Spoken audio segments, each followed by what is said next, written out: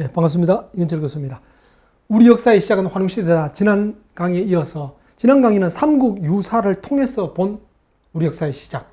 이제는 유물, 유적으로 본 환웅시대. 자, 이래 말씀드리면 왜 또 환웅시대냐? 그 전에 우리나라 구석기도 있었고 신석기 있었는데 왜 그건 안 따지느냐? 보통 그런 거는 선사시대에 그러죠. 기록으로 남아있는 이전. 그거는 우리가 없다는 뜻이 아닙니다. 기록으로 된 것부터 역사시대, 고전은 선사시대, 환웅에 대해서는 기록에 있으니까 그래서 선사시대라기보다는 역사시대, 그 얘기입니다.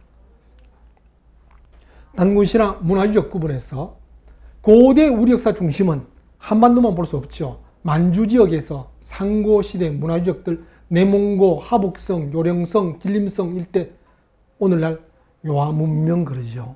요하는 강 이름입니다. 강 근처 요하문명, 그 근처에 있는 여러 문명 유적지, 그걸 우리 고대 역사 중심지, 그렇죠. 충분히 지도를 봐도 우리 고대의 중심지라 볼 수 있는 지역입니다. 중국 사회과학원 유국상, 우리나라 사람 아닙니다. 유국상이 2006년에 발표한 서유화유역 신석기 시대에서 초기 청동기 시대까지의 고고학문화 개론이라는 논문에서 정리한 각 시대 문화 연대, 다 요하 문명들입니다.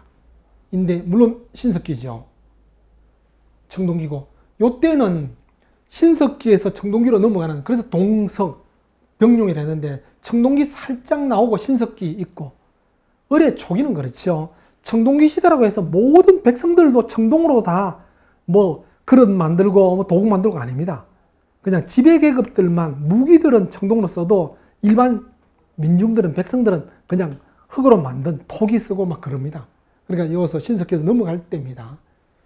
여기서 기원전까지 쭉 다루는데 우리 역사학자가 아니고 중국 역사학자도 이걸 인정하는데, 문제는 오늘 이것 전부 다 중국 자기들 것이다. 거기 문제가 있는데 실제 구체적인 유적의 내용과 지도를 보면 달라질 겁니다.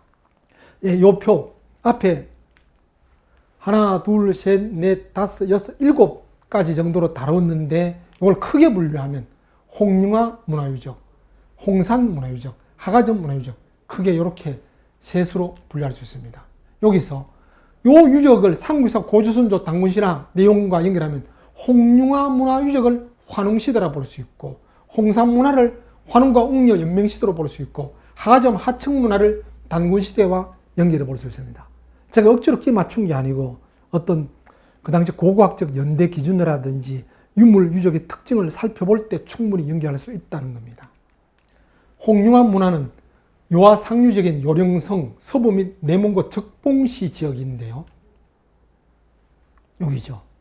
자, 요게 지금 현재 한반도라면 만주 일대, 충분히 중국 본토 중원과는 다릅니다. 중국은 옛날부터 오랫동안 중원, 중국 본토, 만리장성 북쪽은 다 그냥 오랑캐 취급했습니다. 만리장성 북쪽이죠. 자기들이 오랑캐 취급하고 자기 중국 민족 아니다고 했던 그게 지금 현재 영역이 중국 자기들 거라고 다 자기 영역처럼 이야기돼 버렸죠. 물론 아마 이게 중원 본토에 있는 황하 유적보다도 훨씬 후지고 나중에 나온 거라면 그거 봐라, 저 오랑캐들은 우리 중원족보다 훨씬 나중에 발달했다 하겠지만은 황하유역보다도 500년에서 1000년 앞선 문화유적들입니다. 그러니까 이거 다 자기들 거다 하는데 지도를 봐도 고조선의 중심, 또 그 이전 시대의 중심인 걸 알 수 있죠. 여기서 발굴된 거 소화서 문화, 요거 시작인데 그거 발견되기 전까지는 탄소 측정 연대로 볼 때 세계에서 가장 앞선 최고의 가장 오래된 문화유적인데, 홍융화 유적 이전에 물론 소화서 나오지만은 크게 이제 같이 홍융화류로 분류할 수 있다 그랬죠. 그 홍융화 유적에서 중요한 유물들 가운데 첫 번째 것이 세계 최고의 옥결, 옥귀걸이 그려 보시면 됩니다.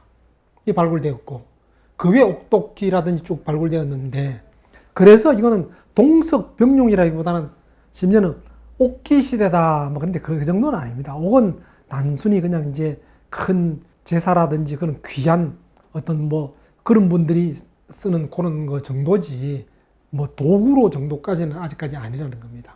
근데 홍룡화 유적에서 발굴된 세계 최고의 옥결, 옥 귀걸이가 사용된 옥이 요령성 수암에서 나온 수암옥과 동일한 것. 자, 지도 보시죠.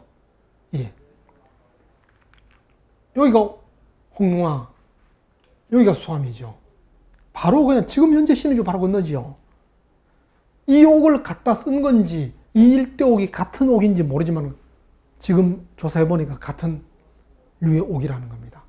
우선 이게 전체가 요한 문명들이죠.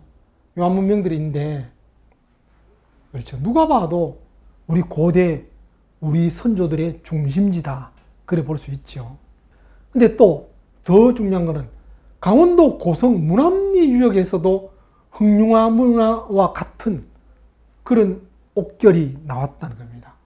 강원도에서도. 그리고 적봉, 수암, 강원도, 고성, 문암리 같은 문화. 거기다가 그냥 같은 옥일 뿐만 아니라 모양 자체가 같은 옥입니다. 모양이 같은 옥결. 예, 물론 이거 많이 발굴되지는 않았어요. 많이 발굴되지 않지만 예, 여기서 발굴된 거, 여기서 발굴된 거 같죠. 아, 그건 뭐 우연의 일치일 수 있지 않느냐. 자, 보시죠. 이 옥결은 세계 어디서나 보이는 것이 아니고 중국 동해안 지역과 그 연장선에 있는 동남아, 베트남까지도 발굴이 됩니다. 그리고 한국, 일본에만 보이는 특이한 형태다. 그러면 중국 동해안 따라서 베트남까지 갔으니까 중국 거 맞네. 자, 보시죠. 전파루트. 흑룡화에서부터 시작해서 장강 따라 거쳐 베트남 쪽으로 쭉 흘러간 거. 또 하나는 흑룡화에서 시작해서 한반도 거쳐 일본으로 흘러간 거. 결국은 둘 다 흑룡화 유적지에서부터 시작됐다 볼 수 있다는 겁니다. 그리고 흑룡화 유적에서는 중원 지역에서는 발견되지 않는 빗살무늬와 유사한 토기, 뭐 지자문 그러기도 한데 갈지자나 빗살이나 거의 같죠. 그러니까 같은 뜻인데 우리는 빗살무늬 쓰지만 중국 사람들은 지자문, 갈지자 해서 비슷하다고 지자문 그러는데 같은 토기가 발굴됩니다. 예, 역시 그 흑룡화 문화와 비슷한 거 강원도 고성군 유적지에도 빗살무늬가 나옵니다. 이 빗살무늬 역시 시베리아 남단, 만주 지역, 한반도, 일본으로 이어지는 북방문화 계통이지 중원에는 없습니다. 결국 기원전 6000년 전 당시부터 이미 한반도와 중국 동북 지역 일대는 중원과는 다른 독자적 문화권을 형성하고 있었다는 것을 보여주는 것이다. 예, 강원도 고성군에서 나온 거 빗살무늬들이죠. 요게 그 옥결입니다. 그러니까 많이 발굴되지 않고 딸랑 2개죠. 뭐 그래서 이걸 갖고 무조건 이제 흑룡화와 발굴된 거 똑같다 그렇게 하는 건 좀 지나칠 수도 있지만 어쨌든 다른 지역에서 없는 그런 게 같은 모양이 발굴되었다는 겁니다. 그리고 흑룡화 유적에는 사람들이 집단으로 거주하는 촌락이 낮은 구릉지대에서 발견되었는데 촌락 주위는 호구, 즉 해장, 성 옆에 외부 침략을 막기 위해서 못 같은 걸 큰 내를 팝니다. 쉽게 못 건너오게. 그게 있다는 겁니다. 그게 있고 그 속에 10기씩 주거지 일정한 방향으로 12줄, 120기가 딱 배열되어 있는데 이미 계획된 도시인데 자, 이 정도쯤 되면 단순한 원시 부족은 아니라는 겁니다. 그냥 성읍 갖추고 있고 외적의 방어를 막기 위한 게 있다면 그냥 단순히 집단이 아니고 국가 개념을 갖고 있다는 거죠. 이를 통해 볼 때 이미 강한 공동체식을 바탕으로 외적의 침입에 대한 자체 방어시설을 하고 있음을 알 수 있다. 이와 같은 집단 거주지는 한반도 오산리, 암사동, 서포항, 치탐리, 궁산에서도 발굴된다. 흑룡화 유적지에서 발굴된 거와 거의 같은 스타일로 발굴이 되는 게 한반도로 쭉 이어지는 겁니다. 예, 흑룡화 칠합구역입니다. 요게 이제 해자들 쭉 내를 파놓고 가운데 거의 바둑판처럼 도식이 다 잘 돼 있죠. 물론 이게 신시다 그래 말할 수는 없겠지만은 충분히 고대 국가의 원형으로 볼 수 있다는 겁니다. 한반도 만주 지역 문화권, 황한 문화권 분명하게 구분하는 게 묘제. 요즘은 장례 또 묘 너무 자주 바뀌죠. 뭐 화장 문화, 우리나라 조선시대는 화장 안 했습니다. 화장하다가 요즘은 또 수목장 막 갑자기 바뀌죠.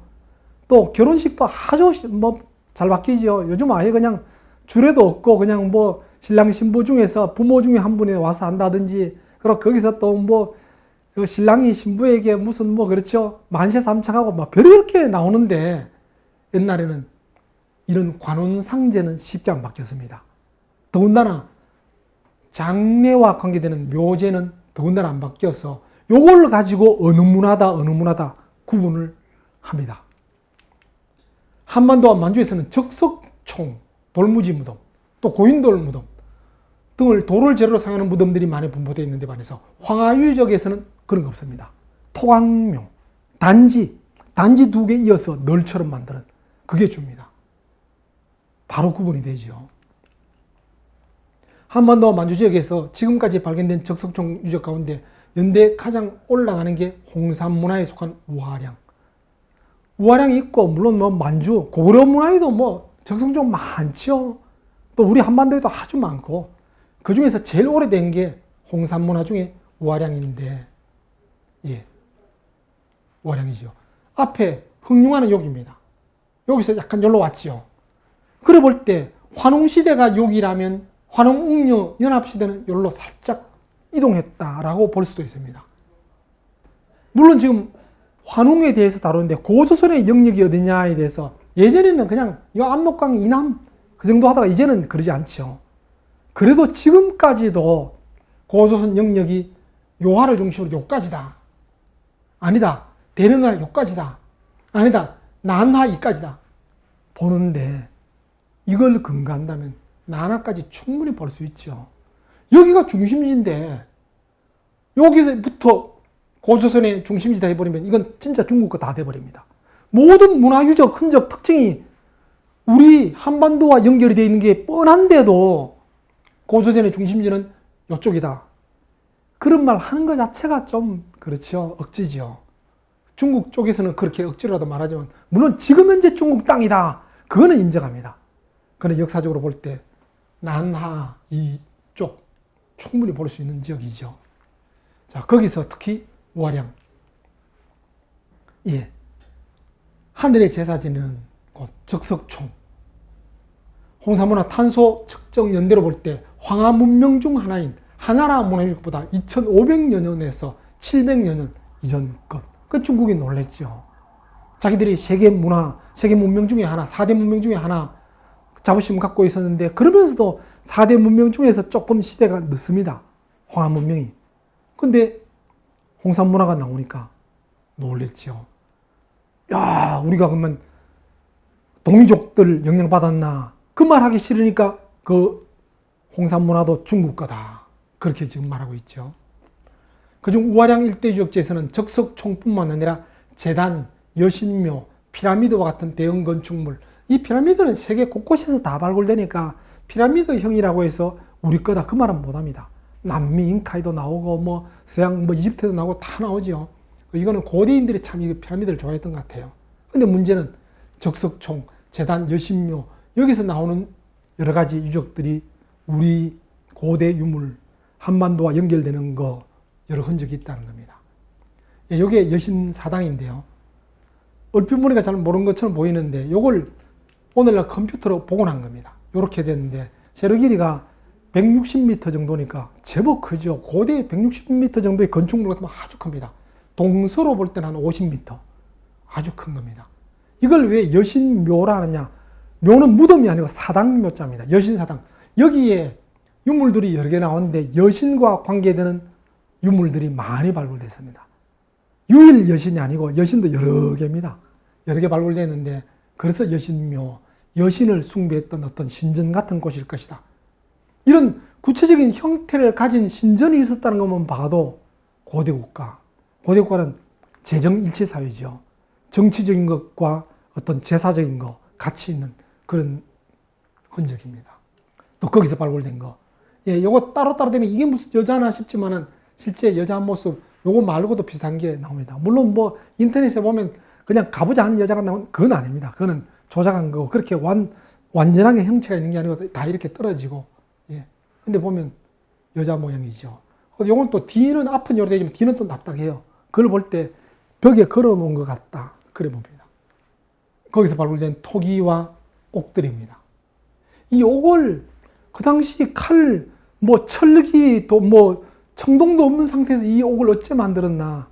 일일이 하나하나 손으로 갈았을 거라는 겁니다. 정말 귀한 것들이겠죠. 일반인들은 감히 못 쓰는 시대. 정복 전쟁이 가능한 대량 살상 무기는 청동기부터. 그래서 고대 국가는 청동기다. 그래 말할 수 있겠지만은 청동기 시대 이전의 국가는 정복에 의해 세워진 국가가 아니라 부족 간의 연맹에 의해서 형성된 국가로 볼 수 있다는 겁니다. 지난 시간에도 강의에서 말씀드린 것처럼 잉카 문명, 마야 문명, 거기도 정복의 문화가 아닙니다. 오히려 정복의 문화가 아니기 때문에 마야 문명이 3800여 년이 존속된 겁니다. 물론 시기별로 좀 다르겠지만 쭉 이어지는 마야 문명. 그러다가 나중에 17세기 콜럼부스가 신대륙 발견하면서 오히려 파괴되어 버렸죠. 그러니까 고대는 오히려 정복이 아니라 연맹, 연합, 형성된 초기 국가를 할 수 있다는 겁니다. 상유사의 환웅 이야기 속에 어디에도 대량 살상이나 전쟁에 의한 정복에 관한 기록은 없다. 홍익인간, 제시와 이런 내용들만 나오죠. 이때 국가는 환웅족과 웅녀족의 평화적 연명에 의해 형성된 성국가. 발달한 시족들이 와서 미개한 시족들 교화시켜서 같이 사는. 그래서 좀 큰 규모를 갖추면서 성읍, 그러면서 질서, 제도, 법률 만들고 도시계획하고 하면서 국가, 초기 국가 형성했다고 볼 수 있다는 겁니다. 상유사뿐만 아니라 자웅계도 기록되어 있으며 환웅시대 그렇죠. 그러니까 삼국유사뿐만 아니라 자웅기 등에도 분명히 환웅에 대한 이야기 나오는데 왜 우리 역사를 굳이 단군시대로부터 하느냐 그겁니다. 오히려 단군조선보다 더 상세하게 환웅신시에 대한 기록이 있죠. 이는 신화로만 칩할 수 없는 요하지역의 수많은 유적, 유물을 통해서도 확인할 수 있다. 기록에도 나오고 문화 유물에도 나오니까 선사시대 그렇게 할 수 없다는 겁니다. 우리 고등학교 교과서에 보면 구석기 시대, 신석기 시대 그러다가 고조선 시대 이래는 넘어가지요.